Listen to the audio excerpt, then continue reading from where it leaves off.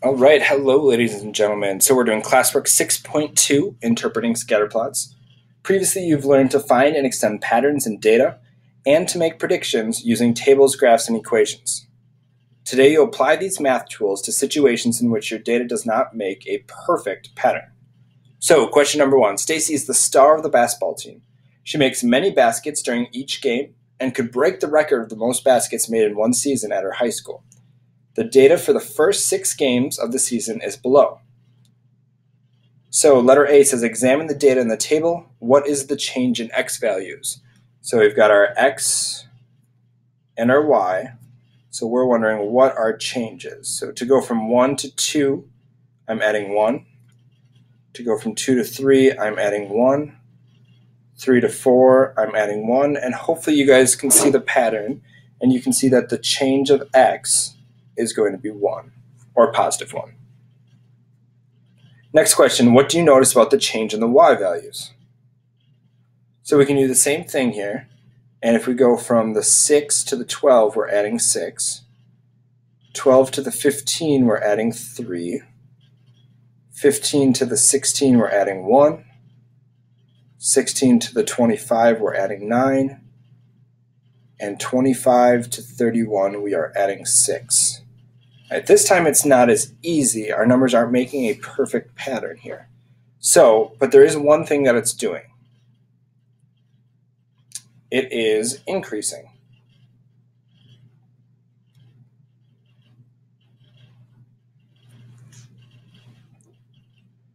All right, letter C, find the average of the change in the y values. What does this value represent? If you remember from when we did mean yesterday, or average, mean and average are the same thing. You add up all the values and divide by the number. So we've got our first change was 6, and then 3, 1, 9, 6. So we're going to add up all of these numbers, and then we're going to divide by the amount of numbers. So there's 1, 2, 3, 4, 5. So we're going to add them all up and divide by 5. And when you add them all up, you get 25. So 25, and then you want to divide by the total amount of numbers, which there's 5. So 25 divided by 5 is 5. So my average change in y values is 5. And what does the value represent? So that means that she is making 5 baskets per game.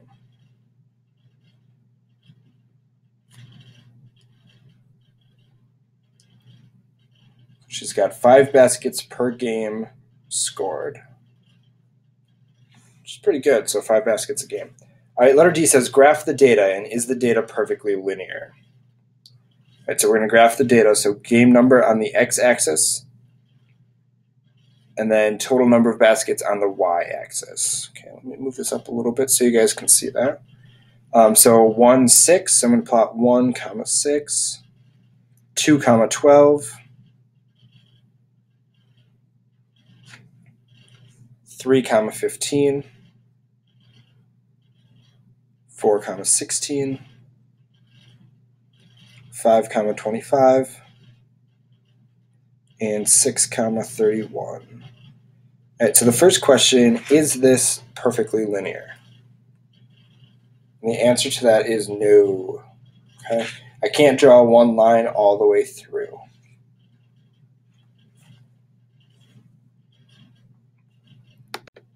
So the data isn't perfectly linear, so we're going to have to do a line of best fit. If we go down further and read about a line of best fit, a line of best fit is a line that represents a set of data that does not make a perfect pattern. It does not need to intersect each data point. Rather, it needs to approximate the data. A line of best fit looks and behaves like the data. An example is shown at the right. When writing the equation of the line of best fit, we use the symbol y hat. So there's a little arrow or a caret symbol on top of that y. We call it y hat equals mx plus b to indicate that the line is a prediction and not the actual value. And you can see here with our data, that line doesn't go through every single point, but you can tell it definitely fits the data really well. Hence we call it the line of best fit. The equation of the line of best fit that models the data in this problem is y hat equals 5x. Graph that line onto your graph. So we're going to come back to our graph here, and we want to graph that line of best fit. So y equals 5x. So that means my y-intercept is going to be 0. And then we want to go up 5 over 1. So up 5, and we can see my y-axis is already going by 5s. X-axis is going by 1. So up 5 over 1, up 5 over 1, and we're going to want to draw that line.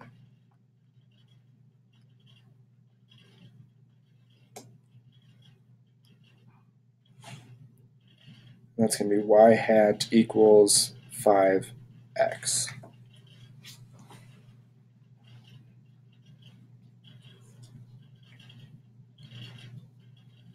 Right. And then question F says, use the equation of the line of best fit to predict how many baskets Stacy will make by the end of the season if she has 15 games. Okay, we already know x is the game number. We know that from our table right here. So we can use the equation y equals 5x. Plug in 15 for x. So 5 times 15. And we'll get the approximate number of baskets that she's going to get at the end of the season. And if we do 5 times 15, we get the answer of 75 total baskets.